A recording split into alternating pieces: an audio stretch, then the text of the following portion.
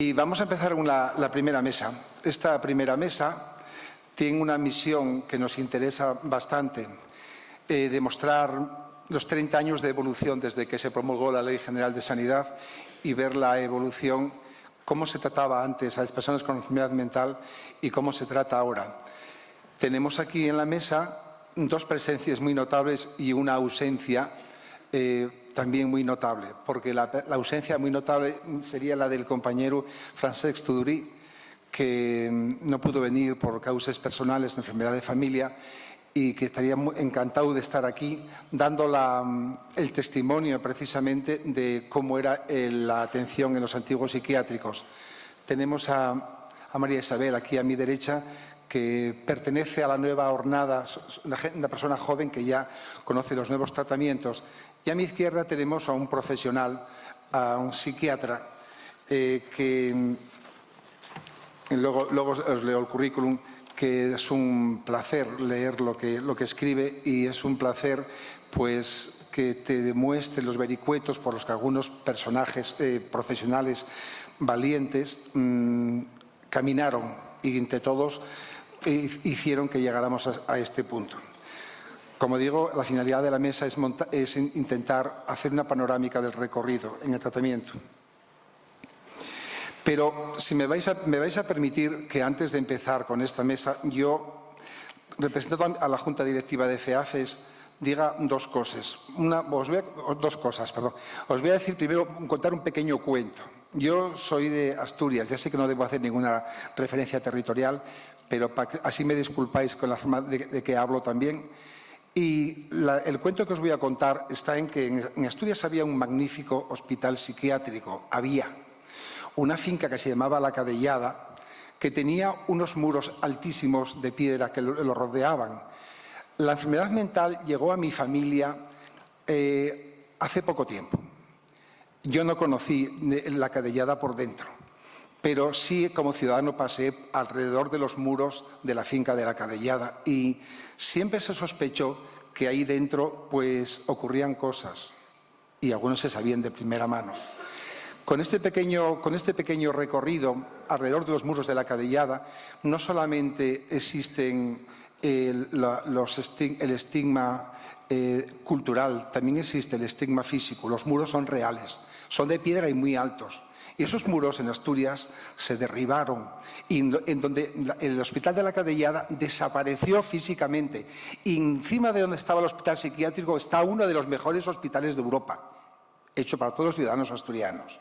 Eso para que veáis que se pueden hacer muchas cosas. Pero yo quiero también romper una lanza a favor no solamente de las personas que resistieron, personas con enfermedad mental valientes, sino a unos profesionales que desde dentro iniciaron un trabajo de zapa coherente y que permitieron que de verdad se evolucionara y se llegara donde se llegó. A mi lado estaba sentado antes el doctor José García. José García, que es un asesor de CEAFES, era un médico joven que empezó la batalla con otros compañeros médicos y otros profesionales dentro de La Cadellada a derribarla por dentro. Y después estuvo en Conxo, en Santiago de Compostela, y lo consiguieron. No solamente como profesionales, sino también como ciudadanos. El tema está en que tenemos que celebrar que no existan muros que aíslen a las personas, a los ciudadanos. Los manicomios, que así se llamaban, tristemente se convirtieron en cárceles. El doctor Vallejo luego nos va a dar algún testimonio.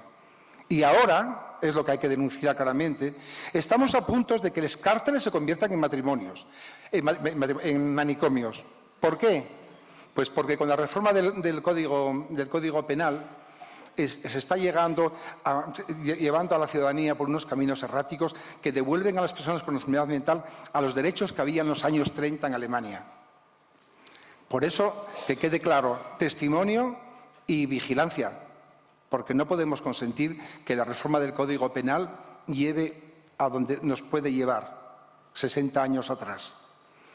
Y con esto quiero dar la palabra. Primero voy a hablar de Francesc Tudurí. Es el representante de la Federación Balear de Personas con Enfermedad Mental y también pertenece al Comité Estatal de Personas con Enfermedad Mental. Francesc es un histórico del movimiento asociativo FEAFES que a lo largo de su trayectoria como activista por la plena integración social de las personas con trastorno mental ha ido acumulando sabiduría y grandes experiencias. Y vivió experiencias dentro de los manicomios. Desde la Asociación de Usuarios que preside en Menorca, Solivera, ofrecen acompañamiento terapéutico a otras personas con problemas de salud mental y organizan grupos de ayuda mutua, grupos de autoayuda y actividades de ocio y tiempo libre. Francesc tiene más de 60 años, lo que significa que vivió los oscuros años anteriores a la Ley General de Sanidad de 1986, que supuso el cierre de los manicomios. Aquellos centros en los que las personas con enfermedad mental malvivían y quedaban aparcados y apartados de la sociedad. Ahora vamos a conocer, no está él aquí presente, pero sí tenemos un testimonio de audio, lo vamos a oír para que nos diga su testimonio personal. Con trastorno mental y sobre la necesaria defensa de los derechos de las personas con problemas de salud mental.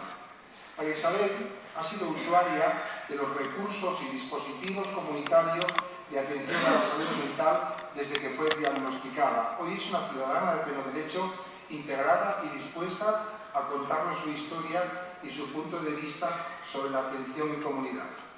Cuando quieras, María Isabel. Cáritas, donde me aconsejaron que fuese al centro de salud mental cuando todavía no sabía que tenía la enfermedad. En el centro de salud mental me hicieron las pruebas correspondientes y fue cuando me diagnosticaron la enfermedad mental, la cual acepté al momento. Y a partir de ahí acudo periódicamente al psiquiatra. También me puse en contacto con Bienestar Social y Asasan, Asociación Ayalesa de Familiares y Personas con Enfermedad Mental, donde recibí y recibo los apoyos necesarios, además de haber hecho grandes amistades. En el ámbito laboral, el recurso utilizado es Lanbide, donde sigo un programa de orientación laboral. En todos estos recursos me he sentido muy a gusto y muy satisfecha con los profesionales que me han atendido. A partir del momento en el que me diagnosticaron enfermedad mental, las actividades en las que participo y he participado son asistencia al taller psicosocial. Las actividades que aquí se realizan son buenos días, buenas tardes, manualidades, informática, deporte y cocina, entre otras. Asistencia al taller ocupacional de Asasan, donde se desarrollan diversas funciones como son manufacturas, huerto ecológico, idiomas, talleres y asamblea, entre otras.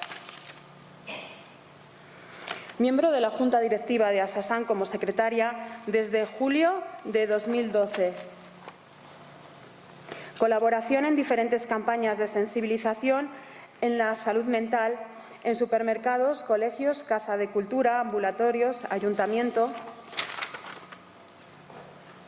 Representante de FEDEAFES, Federación de Euskadi de Asociaciones de Familiares y Personas con Enfermedad Mental, en el Comité de Personas con Enfermedad Mental de FEAFES desde octubre de 2011. Participación activa en el diagnóstico sobre la situación frente a la igualdad de mujeres y hombres en FEDEAFES. Participante en el estudio cuantitativo del Libro Blanco sobre la discapacidad en Euskadi como encuestadora organizado por EDECA, CERMI estatal. Ponente en las jornadas del 25 aniversario de FEDEAFES en el segundo encuentro de profesionales de la salud mental en Vitoria, hacia la plena ciudadanía de las personas con enfermedad mental. Participación en la marcha SOS Discapacidad en Madrid, organizada por el CERMI estatal. Participación en la Marcha Amarilla convocada por la ONCE en Madrid con motivo de su aniversario a todo el sector de la discapacidad.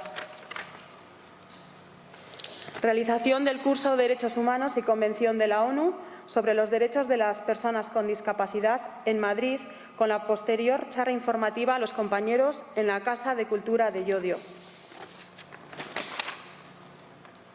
Participación en la presentación del estudio Estigma de FEDEAFES en la sede del Gobierno vasco en Bilbao. Monitora en el programa Paciente Activo organizado por Osakidetza, en el cual impartimos cursos sobre autocuidados, Estos cursos ya están funcionando, están dirigidos a personas con enfermedades crónicas. Mi compañera y yo empezaremos a impartir el próximo 9 de octubre. ¿Cómo deberían ser los recursos en salud mental? Para tratar este punto, me he apoyado en la propuesta del Plan Terapéutico para Personas con Enfermedad Mental del Comité de Personas con Enfermedad Mental de FEACES.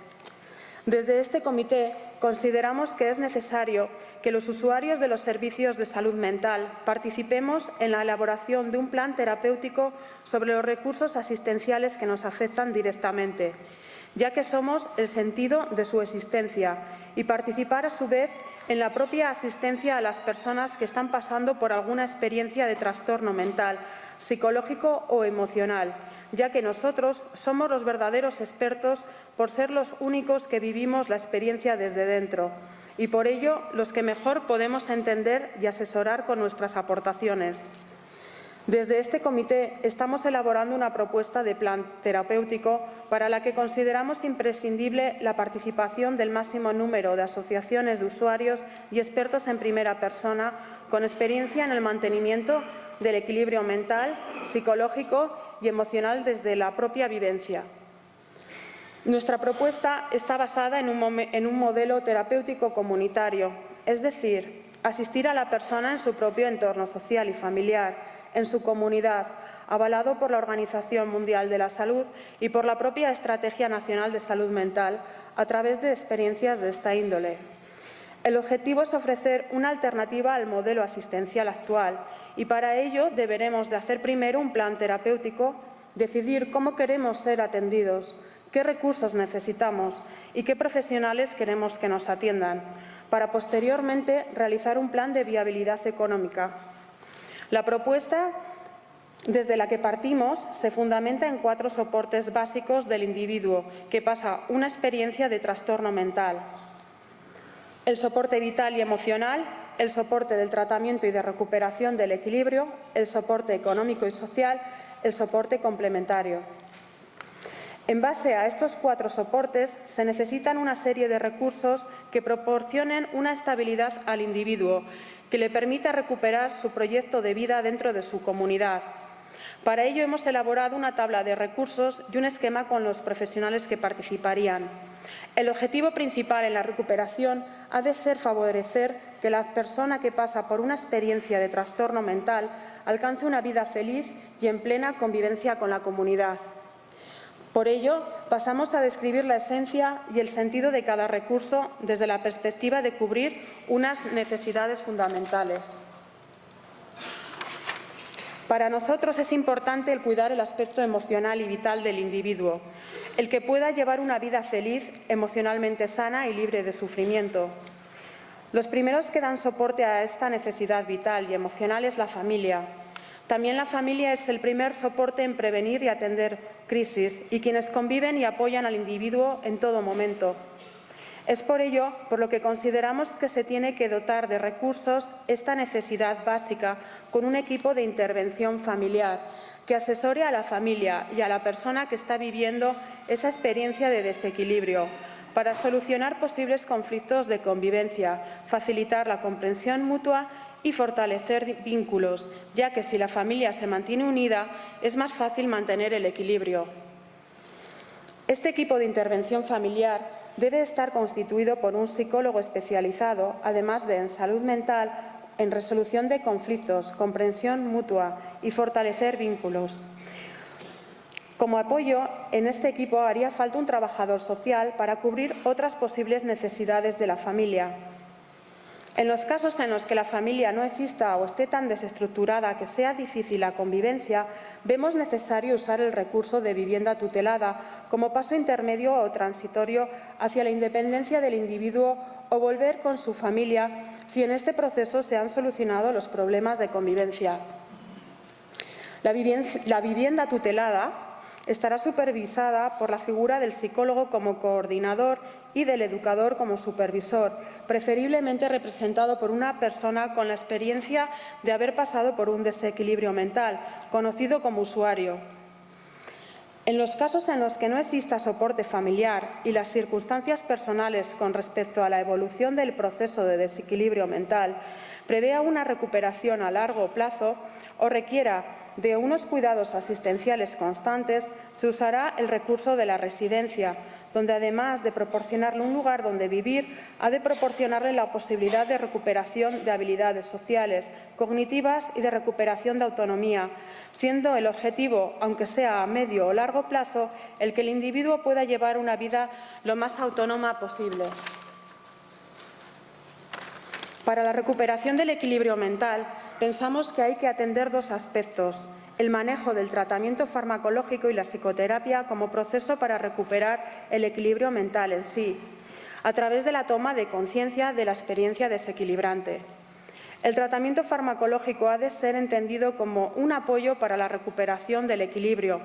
Es conveniente utilizar la menor dosis necesaria, ya que un exceso de la medicación es contraproducente y dificulta la recuperación, anula la autonomía de la persona. La psicoterapia ha de ser entendida como un proceso vivencial del darse cuenta, sentir qué es lo que produce la pérdida de equilibrio y cómo se produce, para que desde esta toma de conciencia encontrar el camino del equilibrio. El recurso asistencial donde se ofrecerá esta atención será en las unidades de salud mental, por parte del psiquiatra y enfermera del tratamiento farmacológico y por parte del psicólogo la psicoterapia. Las unidades de salud mental deben de contemplar la movilidad de los profesionales que trabajan en ellas para desplazarse al lugar de residencia del individuo y conseguir así la continuidad asistencial, constituyendo un equipo de apoyo domiciliario e intervención en crisis que da soporte a la persona cuando ésta más lo necesita, aunque no tenga conciencia de ello. Estos equipos de apoyo domiciliario e intervención en crisis deberán formar parte indivisible en las unidades de salud mental, siendo miembros de estos equipos la figura del psicólogo, el trabajador social y el usuario, como experto en primera persona para dar apoyo y servir de referencia a la persona que está pasando por una experiencia similar a la suya. Para incrementar las capacidades del individuo, habrá que usar los centros de rehabilitación psicosocial y laboral, donde se desarrollan las capacidades sociales, cognitivas y de la vida diaria en base a recuperar un proyecto de vida. El principal objetivo ha de ser que el individuo recupere la ilusión por vivir, que encuentre una actividad que le reporte satisfacción, felicidad. Una vez que se han desarrollado estas capacidades, el siguiente paso es la obtención de un puesto de trabajo, una independencia económica, una realización personal. Para ello serán necesarios los centros de empleo, donde el objetivo sea bien encontrar puestos de trabajo en cualquier empresa ordinaria en la comunidad o bien facilitar la creación de nuevos puestos de trabajo. Los profesionales que participarán en la rehabilitación psicosocial serán psicólogos, terapeutas ocupacionales, trabajadores sociales y educadores, que podrán ser representados por la figura del usuario. En los centros de empleo habrá orientadores laborales, que facilitarán la búsqueda activa de empleo o la creación del mismo, y monitores del puesto de trabajo, que apoyarán la relación empresa-trabajador y el entrenamiento en la preparación para el puesto de trabajo. Los grupos de ayuda mutua son un soporte en sí mismo que proporciona el no sentirse solo, el formar parte de un colectivo donde las mal llamadas rarezas o peculiaridades, por otros rechazadas, aquí son aceptadas y respetadas, pues la realidad común es una suma de realidades individuales, no un molde de realidad común para todos. Y el experimentar esto amplifica el respeto al otro, aceptarlo y comprenderlo, para encontrar necesidades comunes, anhelos que unan abismos.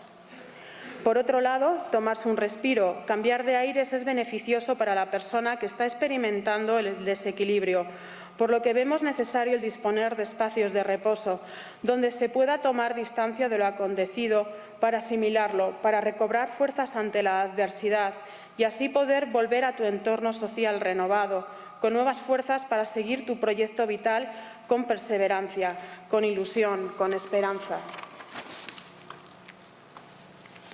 Por otro lado, para la persona, el proceso de empoderamiento significa vencer una situación de impotencia y adquirir el control sobre la propia vida.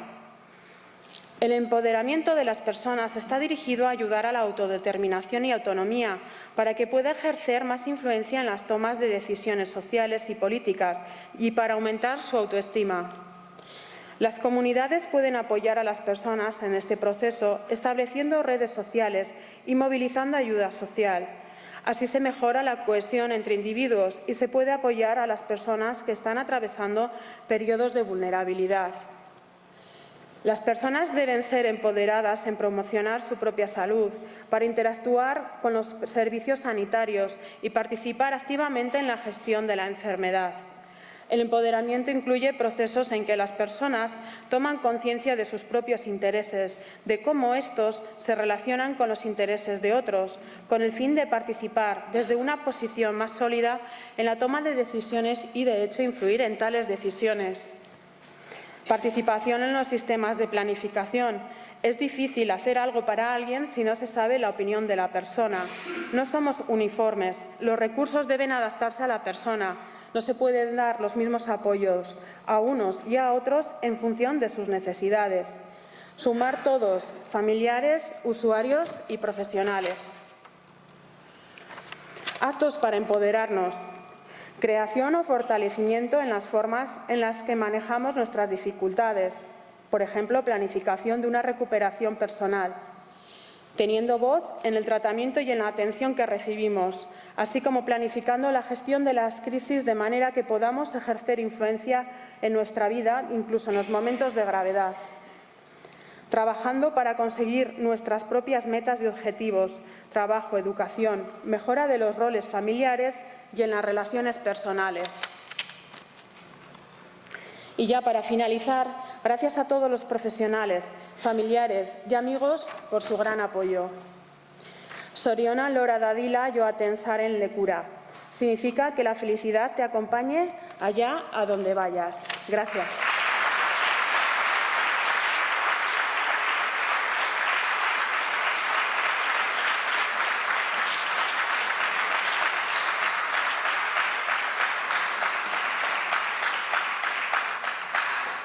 Muchas gracias, María Isabel. Otro testimonio diferente al de Francesc Tudurí. Y ahora voy a dar paso al doctor Juan Sánchez Vallejo. A todos y bienvenidas. Es un placer estar aquí entre vosotros, oportunidad que me ha dado FEACES, porque me gusta mucho trasladar experiencias personales, no pocas de ellas muy penosas, como las que acaba de comentar mi compañero de mesa en Sevilla, que me costó una represalia importante por parte de aquellas autoridades por el simple hecho de colocar unas fotografías de cómo estaban, simplemente cómo estaban los locos en Miraflores, en el manicomio, en aquella época. Entonces yo, que me gusta hacer amigos, coloqué las fotografías en el tablón de anuncios de la Facultad de Medicina de Sevilla. ¿Cómo serían las fotos? Para que el decano el día siguiente nos mandara a la puñetera calle a 3 de los que participamos en la movida. A partir de ahí, mi mala leche y mis ganas de ayudar al pobre enfermo mental han sido tremendas y no he parado ni pararé hasta que me muera, de pelear por el tema fundamentalmente del estigma, porque en los aspectos asistenciales, en los aspectos más clínicos, la cosa ha ido bastante mejor, por lo menos bastante mejor de lo que yo viví con mis 25 añitos en Sevilla, en la cátedra del profesor Alonso Fernández.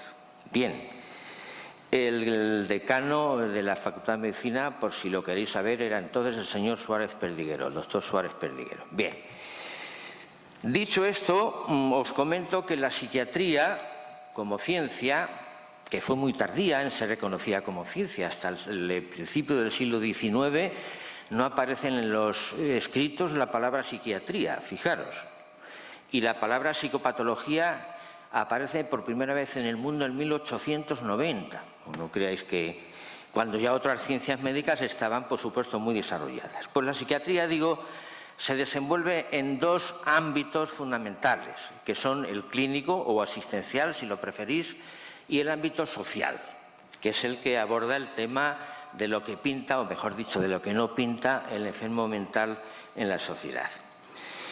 Y todo ello enmarcado en un, digamos, elemento jurídico que dignifica o indignifica, depende de las épocas. En la mía, desde luego, era una jurisdicción no garantista, es decir, no garantizaba ni por asomo los derechos básicos, no ya de un enfermo, sino de una persona.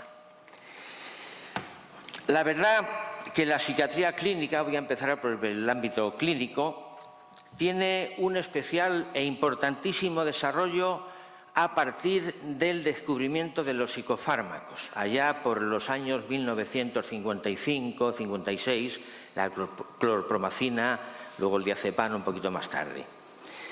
Los psicofármacos, bueno, tuvieron la virtud de silenciar, bueno, depende de cómo se mire también, de silenciar los manicomios y silenciar, que no es poco, la clínica fundamental del enfermo mental. Los síntomas más llamativos se los cepillaba. Entonces, eso pues tenía a su favor el hecho de que ya los manicomios, como elementos custodiales, no pintaban nada. Y los psicofármacos fueron un primer gran paso para cargarse los manicomios, como así fue pocos años después. Porque hasta que aparecieron los psicofármacos, ¿qué tratamientos había? El custodial era el primero. El loco molesto me lo meto yo en un manicomio.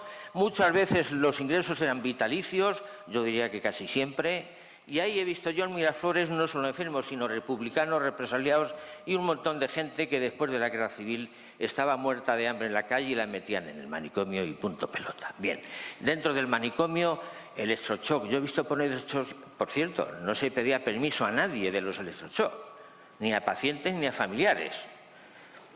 Y muchas veces los dábamos sin anestesia, sobre todo en Toledo. En Toledo también practicaba yo en verano, en los veranos de aquellos años finales de los 60, sin anestesia. Bien, pues choques también de cardiazol, pues choques insulínicos, todo era muy parecido. Eran unos tratamientos que calmaban porque realmente espantaban, así de claro, espantaban. Bien, pues los psicofármacos tuvieron, digamos, bueno, no digo la fortuna porque era ciencia, ¿no?, la facultad de cargarse los manicomios poco a poco.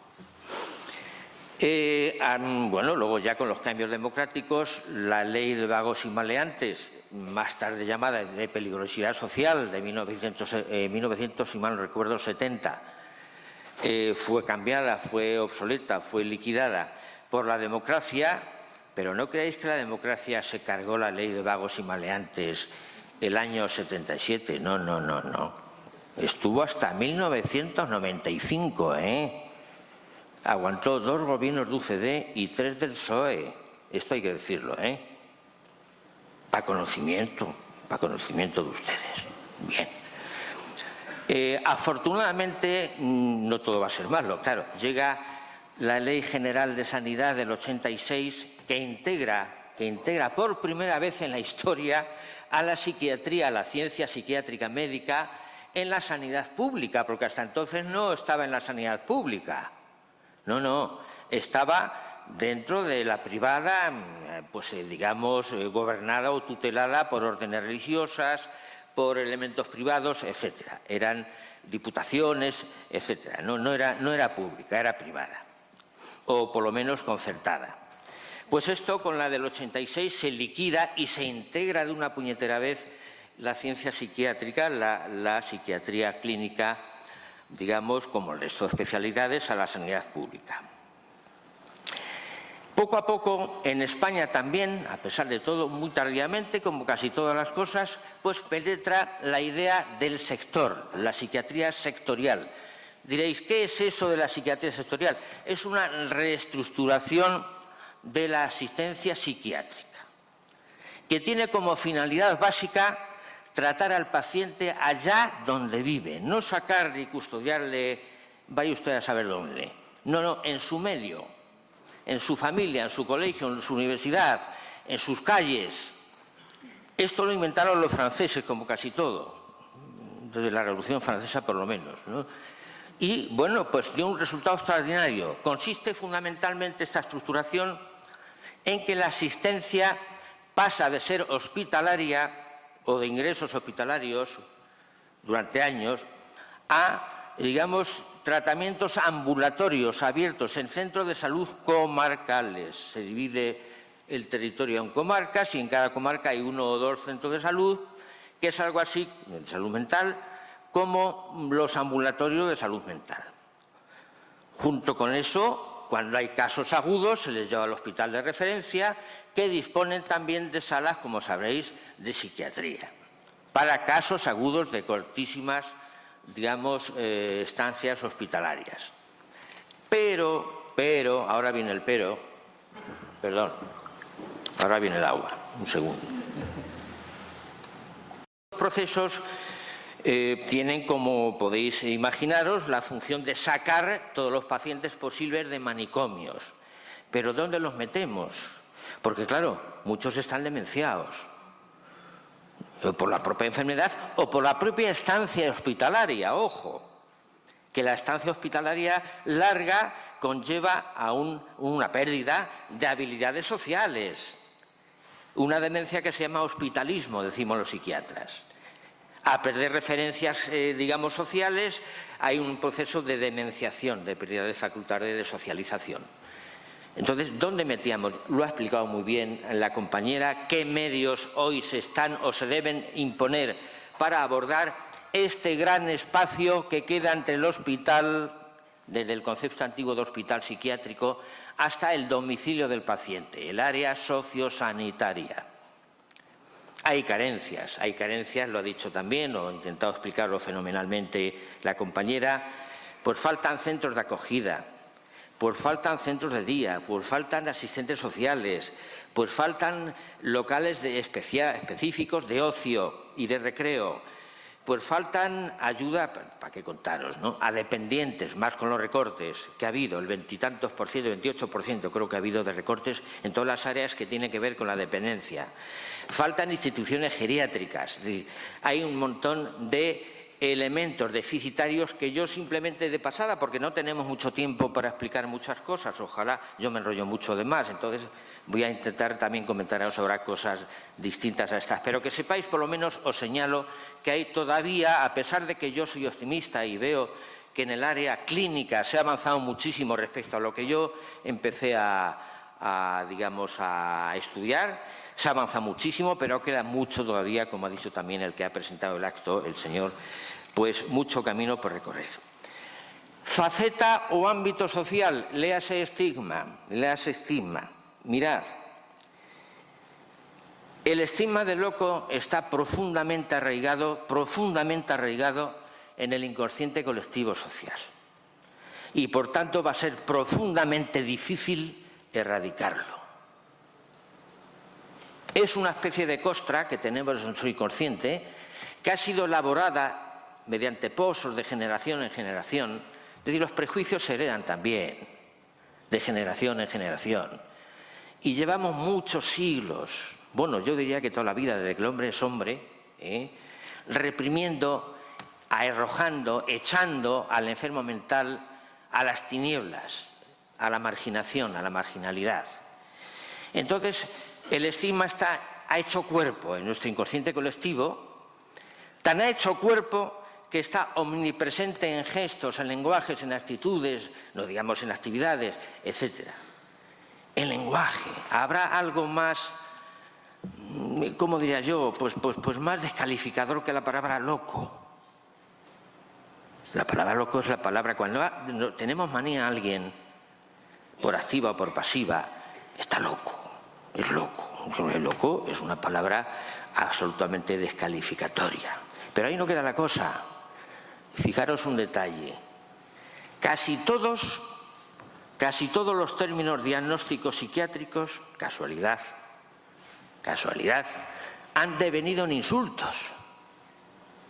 No me refiero ya a imbécil e idiota, que son términos diagnósticos, no lo olvidemos. Histérico o histérica, neurasténico, si queréis sigo, pero vamos, hay cantidad. Maníaco, psicópata. ¿Por qué cuando insultamos a alguien no le decimos gastrítico? Pongo por caso. O artrósico, eres un artrósico, tal. Pues no, histérico, tal. ¿Veis? Os reís, pero ahí está. Ahí está. Fijaros dónde llega el inconsciente colectivo. A amasar ese tipo de elementos, de gestos, de gesticulaciones, de actitudes. Loco, hasta el dedito, aquí el dedito, el loco, está loco y tal. Menciona aparte, insisto, en los términos diagnósticos, idiota e imbécil. Yo en mis tiempos todavía estudié con estos diagnósticos de idiota e imbécil, los demás por supuesto duran hasta la fecha. Se trata de ocultar el trastorno bipolar. Bueno, ya hablaremos de eso. Sistemáticamente se ocultan diagnósticos psiquiátricos. ¿Por qué? ¿Quién es el valiente o la valiente que presenta cuando hace solicitud laboral dentro de su currículum algún antecedente psiquiátrico? Nadie, yo me incluyo, todos, a ocultarlo. Pero no solo el vulgo, el pueblo, nosotros, tal, no. Winston Churchill tenía graves depresiones, ¿a que no lo sabíais? Mahatma Gandhi, que era un valentísimo, también tenía gravísimas depresiones y estados hipomaníacos, lo contrario de la depresión. Fijaros, Willy Brandt, el canciller alemán de los años 70, más en Estados Unidos, creo que las elecciones en que se presentó Goldwater, Barry Goldwater, allá por los años 60, por ahí hubo un candidato que tenía todos los visos de ganar las elecciones de Estados Unidos y sacó a relucir a alguien un antecedente psiquiátrico que había estado en tratamiento y le eliminaron rapidísimamente de los pretendientes de la Casa Blanca. Pero paradójicamente o parajódicamente, si preferís, que es mejor yo creo emplearlo, los más grandes asesinos de la historia no tenían antecedentes psiquiátricos. Stalin, Hitler, Pinochet, etc. No tenían antecedentes psiquiátricos. Fijaros qué curioso. Decía mi gran maestro y en cierta medida amigo, por lo menos compañero, Carlos Castilla del Pino, ya fallecido, que seguimos bajo el mito de la peligrosidad del loco.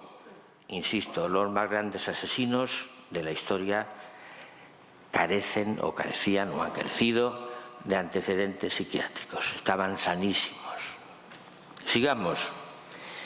Hay una espinita que me clava mucho el corazón, como diría Copla, que son los medios de comunicación. Perdonad si hay gente aquí de los medios de comunicación, que sí habrá, y no todos, por supuesto, sálvese quien pueda, pero los medios de comunicación siguen insistiendo en vincular locura con violencia. ¿Por qué? ¿Por qué? ¿Por qué el señor Breivik, el noruego que se cepilló a 20 socialistas en una isla y ya de tal, han estado ahí que si tenían antecedentes psiquiátricos? Yo tengo además aquí una serie de recortes que brevísimamente os comento,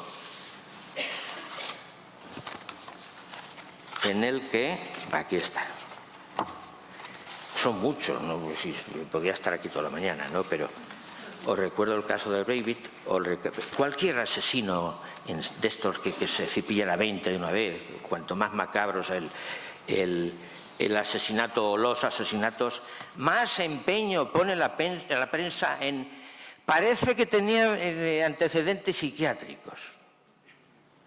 Fulanito de tal estuvo algún tiempo en tratamiento psiquiátrico. Y R. Coño, lo voy a leer, por lo menos algunos titulares.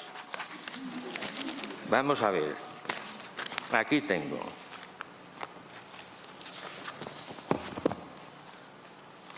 El crimen de Laredo, de hace poco, hace unos meses, este verano. Pues aquí tengo. Las fuentes consultadas consideran que en cualquier caso serían de tal. Lo realmente importante en este caso sería la enajenación mental. Fijaros, lo realmente importante en este caso sería la enajenación mental que parece sufrir. O sea, que no está demostrado, pero ya lo están ligando. Pero fijaros la sutilidad, imaginaos que sois lectores de estos titulares, hay muchos, de estos titulares, que estáis leyéndolo, y qué atroz, vaya crimen, qué tal, qué cual. Y al final pone lo de la psiquiatría, el tratamiento psiquiátrico, los antecedentes. Y decís, claro, pero no decís claro, fijaros la sutilidad, para eximirle o exculparle porque estaba loco. No, no, no, sino para encajar las piezas. Claro, esto tenía que ser cosa de locos. Y así seguimos, amigos y amigas, con este tipo de... que además no añade nada a la noticia, porque vamos a ver, ¿qué añade a esta noticia este comentario gratuito del crimen de Laredo? Cero patatero. Nada. Pero ahí está, amigos, ahí está. Y así se retroalimenta el tema de la locura y la violencia. La sutilidad, es más, y consiste en que más que exculpar al paciente por haber actuado dentro de un sistema delirante o alucinatorio, más por el encaje, ya decía yo, claro, ahora encaja la pieza, en fin. Respecto a aspectos jurídicos, me está llamando la atención de una forma bastante preocupante. Esta no sé si estará todavía en los cajones o como ha pasado con la ley del aborto se va a retirar o yo qué sé. El caso es que hay un anteproyecto de modificación del Código Penal 11 del 10 del 2012 por el que sencillamente se vuelve poco más o menos a la ley de vagos y maleantes. Es decir, cualquier persona de aspecto peligrosillo o que supuestamente ha cometido algún tipo de delito y tal, es un peligro. Pero no solo en la actualidad, sino en el futuro. Os leo brevemente. El proyecto de ley de reforma del Código Penal, esto es de fechas recientes, bueno, de abril, tampoco estarán hace tanto, ¿no? Abre las puertas a la estancia indefinida al modificar el artículo 98. El internamiento en centro psiquiátrico no podrá tener una duración superior a 5 años, salvo que se acordare su prórroga. Si transcurrido dicho plazo no concurren las condiciones adecuadas para acordar la suspensión de la medida y, por el contrario, el internamiento continúa siendo necesario para evitar que el sujeto, para evitar algo futuro, claro, que no existe, que el sujeto que sufre la anomalía o alteración psíquica cometa nuevos delitos a causa del mismo, es decir, son visiones preventivas, no en función de cosas que ha hecho ahora, sino de las que, claro, como está loco podría hacer, ¿no? Fijaros lo que supone esto. Esto supone un paso atrás de, pues fijaros, la ley de la gandula, la ley de vagos y maleantes, era, por cierto, lamentablemente, porque soy muy republicano yo, ¿verdad? Pues era del año 31. Pues es volver a los años franquistas y al año 31 también es volver a la ley de vagos y maleantes. Epílogo, que ya me están diciendo que me queda poco tiempo. Hay una cosa paradójica también en esta sociedad y preocupante, la psiquiatrización de los normales. Yo no he visto como diagnóstico mayor gilipollez que la depresión posvacacional. Esto es una mamarrachada. Igual que diagnosticar como enfermedad mental las piernas inquietas. Otra gilipollez. No ando por las ramas, como veréis. Y así podríamos seguir. Es tremendo. Diagnósticos de depresiones en España, el 4 al 6%, creo recordar. Toma o ingesta de fármacos antidepresivos, 10 veces más. Estamos anulando nuestras facultades psíquicas de adaptación. Somos cada vez más intolerantes al dolor y a la frustración. Preocupante, amigos, preocupantes. Ya no sois personas normales, sois preenfermos, que lo sepáis. Y dicho esto, insisto, me pongo a vuestra disposición para lo que queráis, pero también os pido que os pongáis a disposición de la lucha contra el estigma. Buenos días, muy amables.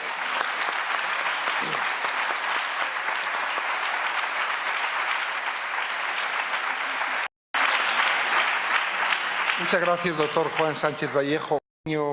Un pequeño tiempo para hacer alguna pregunta que queráis a... Todos, yo también, aunque sea psiquiatra, yo también. Perdemos el autocontrol. Perdemos muchas veces la capacidad, las habilidades sociales, la educación, la moderación, la prudencia, todo eso lo perdemos. Pero, hombre, eso es muy humano.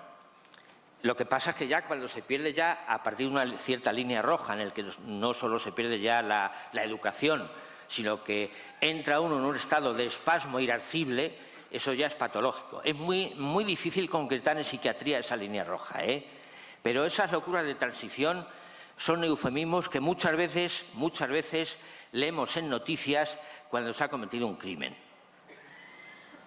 Por personas normales. Pues eso. Ahí al final. A ver, me ha extrañado enormemente, no sé si he oído bien, ha calificado la psiquiatría como ciencia. No lo puedo creer, o sea... Ciencia médica. Ciencia médica. Sí. Por mi experiencia,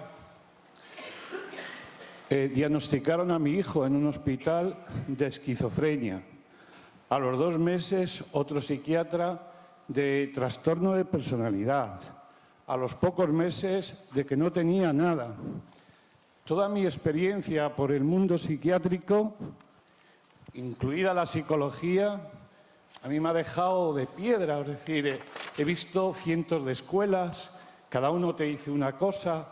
Después de 15 años de experiencia en este campo, no tengo nada claro. Entonces, haber oído esto me ha dejado, francamente, estupefacto. O sea, no entiendo nada. Muchas gracias. Ni yo tampoco, Yo tampoco entiendo muchas veces, de verdad, decir, en psiquiatría es una ciencia médica, digamos, porque supuestamente, amigo, utiliza medios científicos para abordar el estudio y tratamiento de trastornos mentales, que no físicos. Y claro, los trastornos mentales no se dibujan, no tienen anatomía, amigo, no tienen anatomía. Y cuando algo no tiene anatomía, se convierte en algo muchas veces etéreo. En algo etéreo, sujeto de 1000 tipos de opiniones, bueno, 1000, exagero quizá, de diferentes opiniones. A lo mejor todas las opiniones diagnósticas que decías se parecían en algo, se entroncaban en algo. Pero eso no quiere decir que esos entronques conduzcan en una ciencia tan etérea como la psiquiatría, tan volátil incluso y tan reciente, en un diagnóstico certero. Es decir, cuando hay una fractura de tibia, ve usted una placa o ves una placa de rayos y ves la fractura y ahí no hay equívoco posible. Todos opinarán lo mismo, pero en psiquiatría no es así. Es una ciencia distinta. Es una ciencia en la que el síntoma de ahora puede desaparecer en 2 minutos. Y a los 2 minutos aparecer un síntoma distinto. Más te diría yo, cuando un paciente está ante un psiquiatra, normalmente, te lo digo con la experiencia de 40 y tantos años de clínica que llevo, pues a lo mejor ni tiene síntomas. Se te sienta delante de la silla y piensas, ¿para qué puñetas andará este hombre aquí delante de mí, perdiendo el tiempo? Pero a lo mejor este señor o señora llega a su casa y organiza, qué sé yo, una zapatiesta. O entra en crisis depresiva con ideas suicidas o cosas por el estilo. Es decir, es enormemente difícil establecer un diagnóstico, digamos, uniforme o uniformado. Yo diría que incluso en psiquiatría es prácticamente imposible. Una neurosis puede ser diagnosticada por un psiquiatra de neurosis de ansiedad y al día siguiente por otro de neurosis obsesiva, por ejemplo. Pero es así y tenemos que admitirlo así y lamentablemente seguirá todavía mucho tiempo siendo así. Es una ciencia muy especulativa, forma de ahí que haya habido y siga habiendo tanta controversia en torno a los problemas psiquiátricos, incluso dentro de lo que son los diagnósticos. Fíjate, por ejemplo, hoy trastorno bipolar. Pues en mis tiempos eso no tenía sentido, no existía como diagnóstico. Existía el diagnóstico psicosis maníaco-depresiva, que era lo mismo, pero con otras palabras. La psicosis esquizofrénica, pues unos dirían esquizofrenia simple y otros esquizofrenia hebefrénica, que suena muy bien, y tampoco se sabe mucho lo que es, etc. De modo que, lamentablemente, a pesar de los pesares, pues siendo ciencia, no es una ciencia exacta, que es el apellido que quizá me trataba de poner sobre la mesa. Hay aquí dos palabras. Vicente Rubio. Han conseguido cosas, pero quedan muchas por conseguir, y quiero sacar a colación estudios que están llegando recientemente y ya durante muchos años sobre el tratamiento en la esquizofrenia, por ejemplo. Quiero decir, aquí tengo delante un seguimiento a 20 años que revela que los antipsicóticos no reducen los síntomas psicóticos en la esquizofrenia. Es decir, que hay estudios también en países como en Finlandia, en Laponia, que el 70% de los casos en psicosis se reduce, se cura sin necesidad de tomar fármacos. En el año 2011, según la Estrategia de Salud Mental del 2006 aquí en España, hicimos desde el Comité de Personas con Enfermedad Mental una propuesta de llevar a cabo tratamientos donde se incluyese el tratamiento familiar o el tratamiento domiciliario, porque demuestra que tienen menos recaídas, tienen menos crisis, aunque de un coste más elevado, pero se autofinancia porque tienen menos gastos hospitalarios. Entonces, en vista a las propuestas que hay terapéuticas y a los muros que encontramos en las instituciones, a mí me gustaría plantear el debate: ¿qué muros quedan por derribar y qué estrategias vamos a usar para derribar esos muros? ¿Y cuántas cabezas nos vamos a dar contra los muros? Que también hay que decirlo, y no solo de psiquiatras, también de pacientes y de gente en general, ¿no? Insisto, la psiquiatría no es una ciencia exacta y por tanto, puede proceder de cara a buscar terapias de 1000 maneras muy diferentes. Si todas y cada una de ellas curan, o por lo menos mejoran, bienvenidas sean. Bienvenidas sean. Los psicofármacos tienen el gran inconveniente de que curan lo más importante, pero no la estructura psicótica del paciente. Curan los delirios, regulan, si lo preferís, o anulan delirios, alucinaciones y determinados trastornos quizá de conducta, pongo por caso. Pero la estructura psicótica no, La estructura psicótica solo podría curarse, en el mejor de los casos, en la psicosis, con tratamientos psicoterápicos, entre ellos el de grupo, que ha dicho muy bien, y las terapias familiares, que lamentabilísimamente están ninguneadas las psicoterapias. Yo he sido psicoterapeuta toda la vida. He visto sobre todo pues, enfermedades no psicóticas, también psicosis, pero sobre todo neurosis y depresiones, que con una buena psicoterapia no freudiana, porque el freudismo pues, está muy superado por otras aportaciones, como sabrás, ¿no? Pero los resultados han sido, modestia aparte, magníficos. O lo son, no solo en lo que a mí respecta, sino otros colegas. Pero las psicoterapias en psicosis esquizofrénica, en este caso, si coges a tiempo la psicosis, es decir, si coges a tiempo al psicótico, sobre todo en edades juveniles, ya sabéis que Freud decía que a partir de los 35 o 40 años no hagamos psicoterapia porque no hay nada que hacer. La estructura de personalidad está ya tan configurada que ni siquiera el psicoanálisis daría resultado. Bueno, pues las psicoterapias derivadas del freudismo, pues terapias de grupo, analíticos existenciales, conductistas incluso y demás, hacen grandes favores a las psicosis esquizofrénicas simples. Las catatónicas son ya otro cantar, Y, por tanto, alivian, y no solo alivian, sino que sirven pues, para prevenir desarrollos que pueden conducir a demencias esquizofrénicas. Demencia no es igual que locura, demencia es pérdida específica de capacidades intelectuales, no afectivas ni emocionales, sino intelectuales.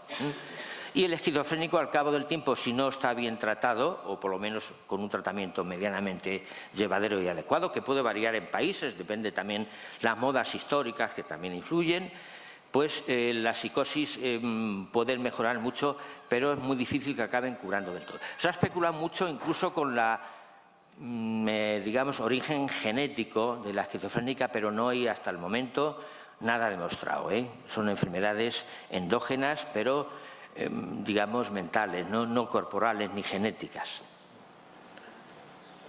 Tenemos muy poco tiempo. ¿Hay 2 palabras pedidas o 3? 3 palabras. Por favor. Gracias por vuestra atención, porque son temas muy delicados, no agradables, precisamente, interesantes siempre, pero no agradables. Y veo que estáis muy atentos y muy puestos en el tema y con ganas me imagino, de decir tolerancia cero al estigma, igual que se ha conseguido mucho con la tolerancia cero al machismo y ponemos a parir a ministros y alcaldes por ahí, como dicen, gilipolleces también o chorradas sobre tal, machistas, pues igual os digo con el estigma, duro con ello. Lina. Sí, buenos días. Efectivamente, yo sé muy poquito porque estoy aprendiendo qué es la esquizofrenia para poder vivir con un enfermo y ofrecerle pues todo lo que esté a mi alcance hasta que me muera.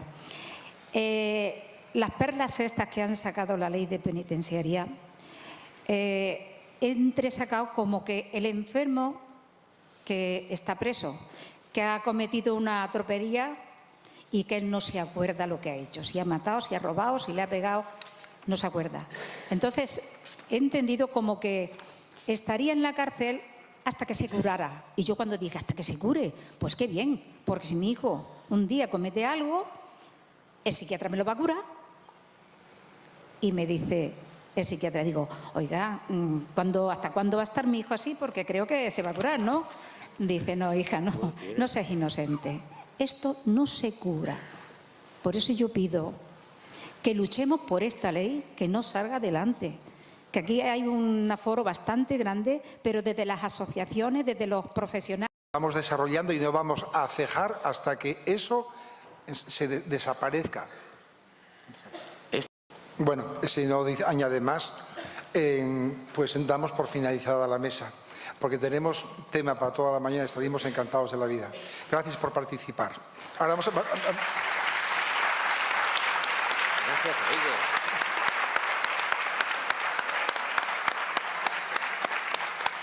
Vamos a tener un pequeño...